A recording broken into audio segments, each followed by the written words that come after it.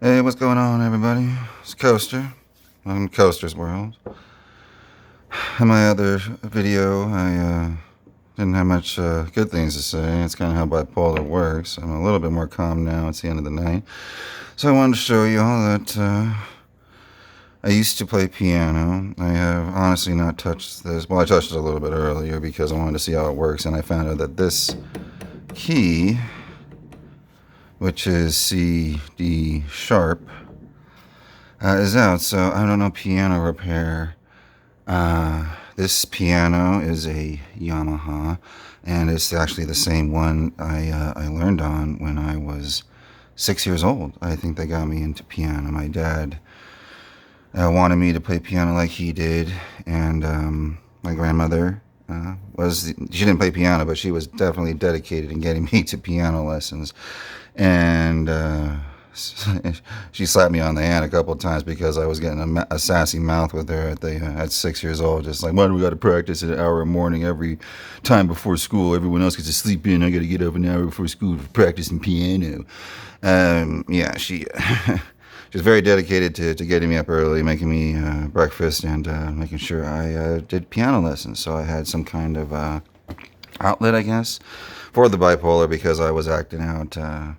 I acted out in preschool. I had a story of me getting kicked out of preschool, and just way before I ever got into anything like marijuana or any intoxicants, trying to figure out bipolar. But anyway, back to piano. I played lesson piano for 6 years, which consisted of piano theory, playing a couple of recitals. I scared crapless at recitals. I got my dogs in the other room there, so I really hope one of them, the German Shepherd epileptic one that I talked about earlier, he's having a problem biting his paw, and we just can't have that. So he's actually looking pretty funny right now. I might even go show you guys. He has a donut on his neck because he's just being naughty with that. So I think the pedals, if I remember correctly, you can't really probably see them. Left one was supposed to be like a kind of a soft, or no, it's supposed to augment the note a little bit, but nothing like this one. It really makes it sing. And this was supposed to make it soft, but the soft doesn't work anymore either. There's kind of a whole soft kind of thing that comes down when you hit the pedal, and the drums of the keys that hit that soft thing first, and then it mutes it. But that isn't working properly, as well as the string might be gone. I don't know. But we have all the major keys and all the minor keys except this one by chromatic scale. So I can. It's called a chromatic scale because you go up one. So let's. I don't know how many minutes has been, but let's finally get into this.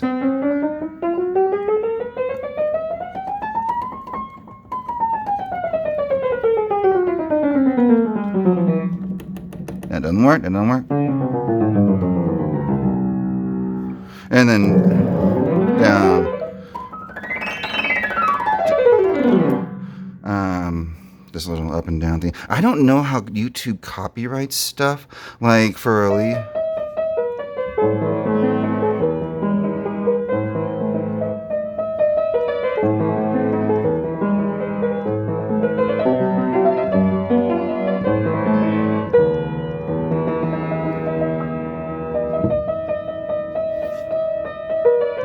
So I don't know if they copyright that because Beethoven, it's for Elise. I chose to learn that song for recitals. I did a couple of those, so it's just embedded in the memory for some reason, but not the whole song. I have tried to get through, some of the parts.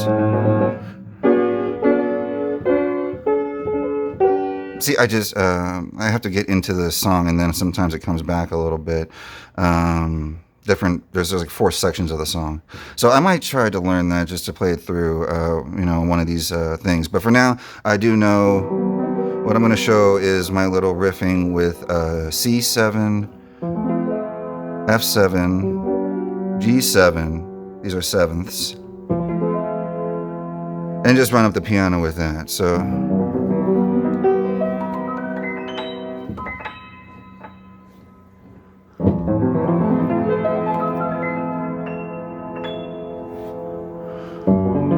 oops, I missed them.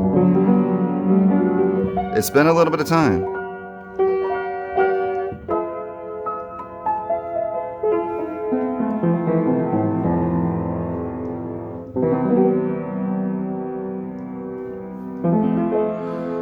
So I've been through a lot of emotions in life, so they thought that music would be an outlet for me to display those emotions.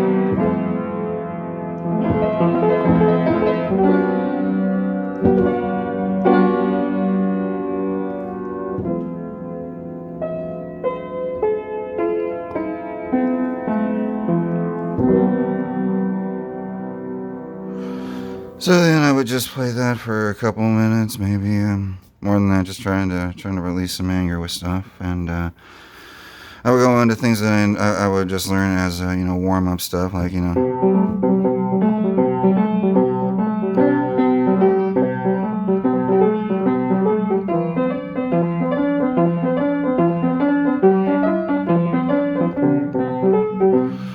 some I'm not as good as at others. One thing I did like to play that I thought was interesting is the Old Man song.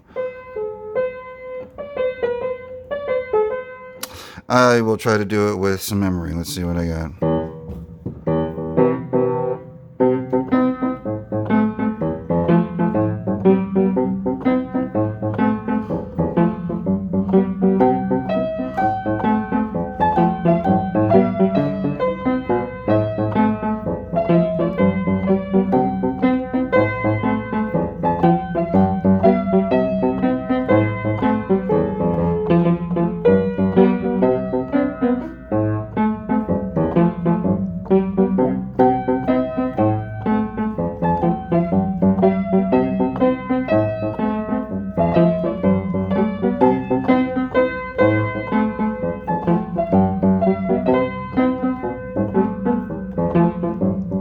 So hopefully with the upcoming videos that will get better, but yeah, I got some practice to do. One of the other songs I learned for the recital was Henry Mancini's Black Panther, or Pink Panther, Black Panther, R.I.P. Chadwick. Man, prostate cancer, Jesus. People take people too early that were good people that went and actually did good outside of the movie and did good works. R.I.P. Chadwick. Just reminded me because I said Black Panther. But anyway, this is Pink Panther.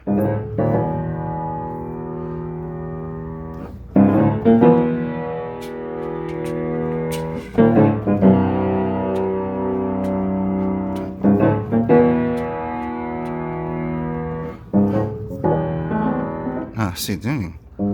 Oh, okay, I got it. Oh, you. Okay, we gotta play it up here. Ah, man, I did not think about that when I started this. Okay. Dang, now I'm just...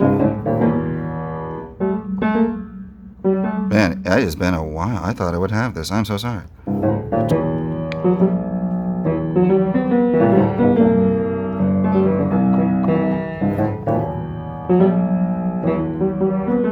I guess we're going to hear this without this chord because I just know I'm down here. But I know that it has a second part that goes up, but we'll just have to deal with it over here.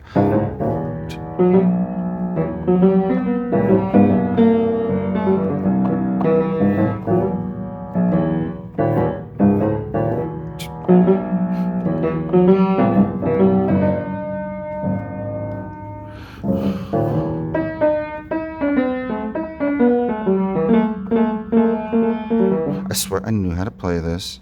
I played it in a recital. I didn't even mess up. It has been years. We'll just go back to a little bit of what you know. I don't even know what I know.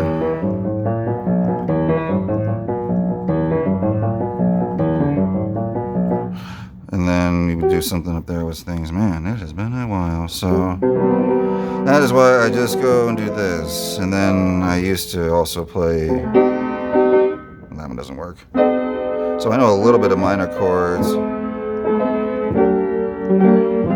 It's basically all the major chords except you said of 3, you definitely do the minors. So 3 and minor, 3 and minor. Some other variations. In piano theory, you got to learn how to do those.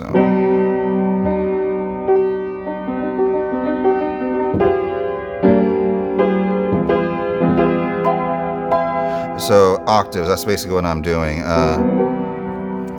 8 keys, C, D, E, F, G, A, B. Don't know why it does that, but you always start middle C. And basically this is the same chord. You can just go all the way up. And it just repeats. You have these things to remind you of where the octaves are on your keyboard, wherever you are on it. So just kind of know that that's how you find your C. 2 and then 1 down. Every 2 and 1 down is going to be your C.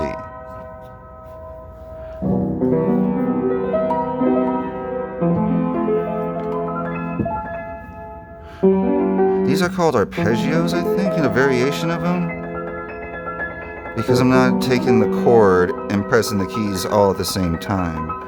I'm trying to be very comfortable and smooth with the fingers, and that's another reason why I think I just haven't played in too long.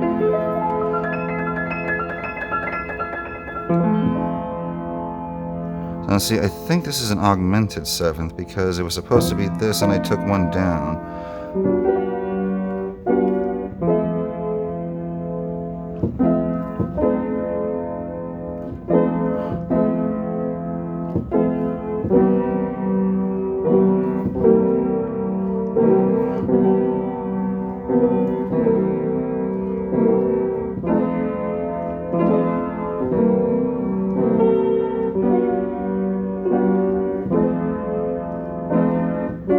Yeah, so just play around with chords.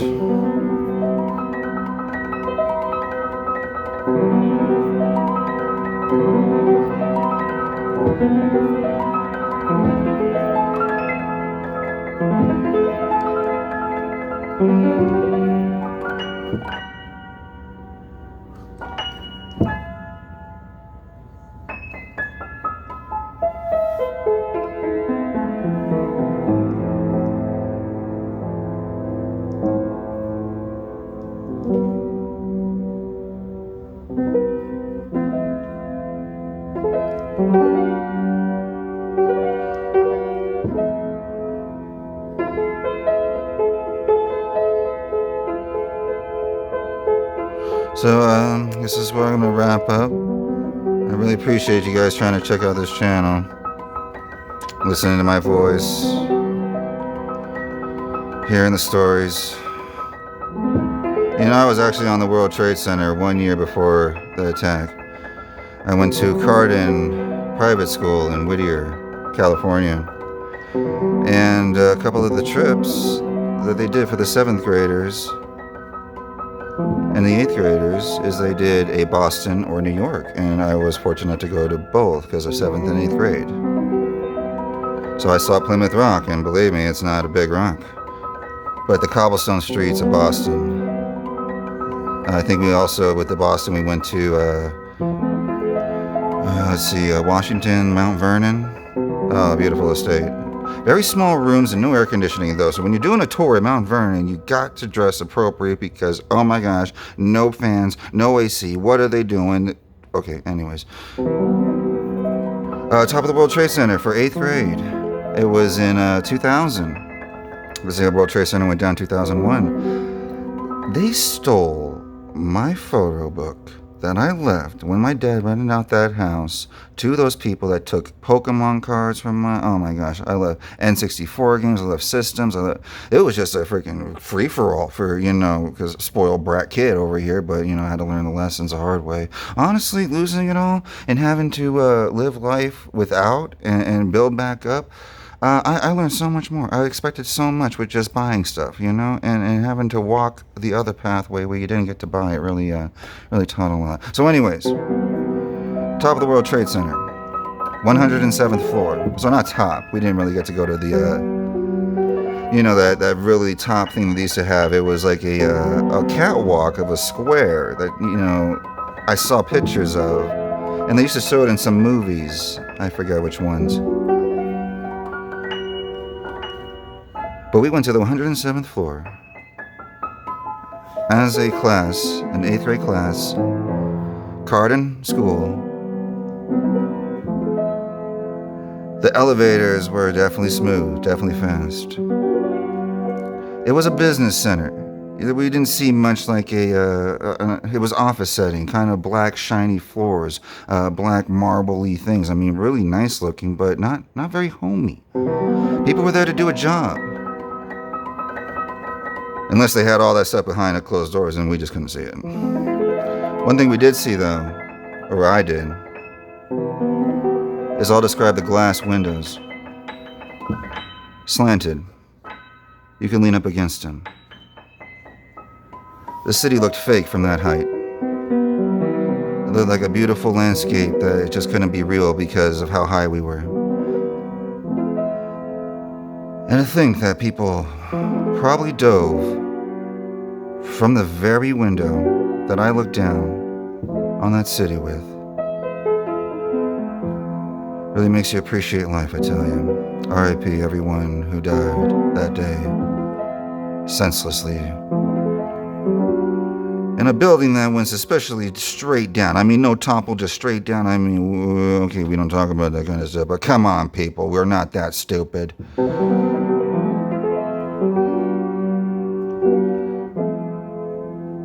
So 107th floor, slanted glass. Thought that was interesting, that they wanted the people to look down and see the vastness of New York from that high up. The picturesque city that couldn't have been looking real because the perspective was just insane. I took a picture out that window. Someone who stayed at my Whittier house with all my stuff in it, who stole it, has definite photographs. I had a picture of me laying across the Ellis Island sign with a group of kids, but they all wanted to stand in front of it. No one wanted to go on top, and I did. So you see me just lounging on top of the sign, looking just a fool. I miss that kind of pictures, those kind of times. But they're in my memory. And now you have that memory. Well, you don't see me, not everybody. Just picture a kid, 8th grader, a little bit overweight. I had to go to fat camp for between 6th and 7th grade. I was 160, 5'9". It wasn't called fat camp. It was Camp La Jolla, very nice campus at UCSD College. My parents paid for my own room, so that was very nice. It was okay experience. I mean, we didn't have to do gym. We had to especially walk a track for a mile before we got to eat. Our dorm rooms and the track were far. The track and the cafeteria were far. So you got all these kind of fat kids hobbling up UCSD streets trying to get to their freaking meal. And some of them got a program where they can get double, but I wasn't on that program, so they gave me my little portion. And it was okay. It was palatable. My favorite thing ended up being like a pita thing with a mix of stuff that you put in it. Whatever they did for us, but I kind of cheated a little bit because it was UCSD campus, see, and they weren't really watching the dorms at night, or they were, but they didn't, say anything with it. So we being, I would get always one other person who wanted to do this. We called it fat runs. So we had our money, and they had vending machines on this campus, and they had honey buns in this vending machine. And every week, like a little treat, we would get our honey buns right before weigh-in for some reason. I don't know. We weren't that smart with it. We figured we had done all the exercises right before weigh-in. We'll poop it out. It'll just poop out. It'll be fine. And man, every weigh-in when you had a honey bun run, a little nerve-wracking, but I ended up losing about 4 pounds every week for 9 weeks. It was a 9-week camp. But I got to kayak.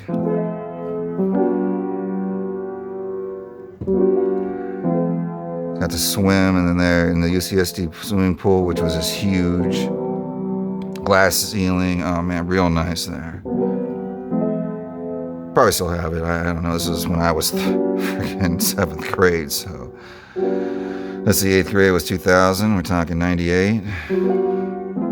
Maybe.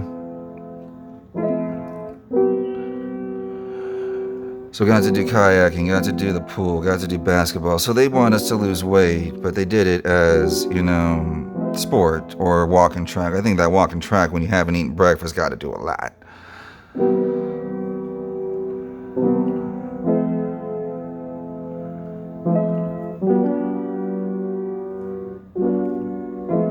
Alright, well, it was what started with a tutorial, but I guess it turned into another story time. So I'm gonna wrap this up and we'll just save the other stories for another time, but there's a lot of the bipolar coaster stories. Believe me, my life has sent me some places being full of emotions and not keeping them down. When you needed to. So I really thank you guys for sticking around. I don't even know how long this video has been. Just sticking around, listening to me with this camera phone on my forehead. I look ridiculous, I'm sure. Oh, hey Donut. Here's AJ. He's the one who keep biting his little paw. And we gotta put this donut on him, and he don't like it, do you, AJ? Hey. Hi, Donut. He's an epileptic German Shepherd mix. He was on the red zone at the shelter because I guess his size and no one wanted him. Started seizing 6 months into having him, and we've been doing what we can with the vet. Very expensive blood tests. Oh, where is he? Very expensive blood tests. Very expensive medication, but we're not gonna do any euthanization. I don't know if you heard of my gardening video, but I hope those dogs are not making a mess. I really got to get back. My gardening video where I talked about my dad in the ICU had a below-knee amputation, and for diabetic purposes, suffering septic shock and trying to come back as best as he can off of fentanyl sedation, been on 5 days. There's a lot of information, a lot of fast. This is bipolar for you. What's up? Whew. So I'm going to wrap up. Thank you again for watching. I'm going to try to do these videos often I can because this is going to be just me. I got a lot to say, and if anyone is taking their time of day to listen to the path of a bipolar, the path of somebody who just spoke truth, the path of somebody who just kept it real. When keeping it real went wrong, keeping it real went very wrong a lot of times, but keeping it real also went right a very bunch of times too. So we'll try to get into those other good stories, I promise. There are those, and I have to get into them because I'm gonna probably remember what stories I told, I hope. So y'all don't hear that just the same rambling over and over again. But then again, if I'm telling the same story the same way and I don't even know I'm doing it, probably the truth. In this day and age where everyone has to say, to be honest, and not gonna lie, I was from a time where people just didn't lie and didn't have to mention it. So thanks again for hanging out with me a little bit. I hope you all have a wonderful night. I'm gonna do the best to do mine too, as wonderful as I can. I'm a Christian, so I'm gonna say it. God bless y'all. We're walking this path of trials and tribulations, and sometimes they kick us down pretty damn hard.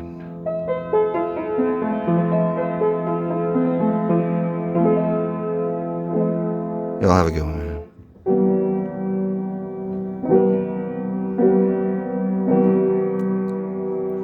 Really thank you all for being around. Yeah. See you all in the next one.